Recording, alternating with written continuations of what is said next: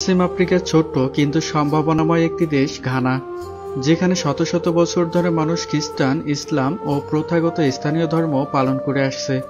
সাম্প্রতিক পরিসংখ্যান অনুযায়ী ঘানার জনসংখ্যার প্রায় ৭১% খ্রিস্টান, ২০% মুসলিম আর ৩% স্থানীয় প্রথাগত ধর্মাবলম্বী।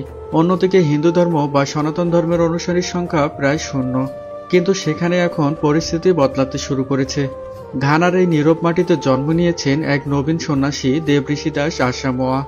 কয়েক মাস আগে তিনি নিজের ইচ্ছায় গ্রহণ করেছেন সনাতন হিন্দু ধর্ম, পরিধান করেন গেরুয়া বস্ত্র আর শুরু করেছেন কঠোর সন্ন্যাস জীবন। দেবঋষি দাস আসামোয়া দাদা ঘানার বিভিন্ন অঞ্চলে ঘুরে ঘুরে মানুষের কাছে পৌঁছে দিচ্ছেন ভগবান শ্রীকৃষ্ণ ও ভগবান শিবের বাণী। তিনি সেখানকার মানুষকে শেখাচ্ছেন মূর্তি পূজা মানে কোনো পাথর পূজা নয়, এটি হলো আত্মার আরাধনা। ওনার আন্তরিকতা, সহজ ভাষা আর অনন্য উপস্থাপনায়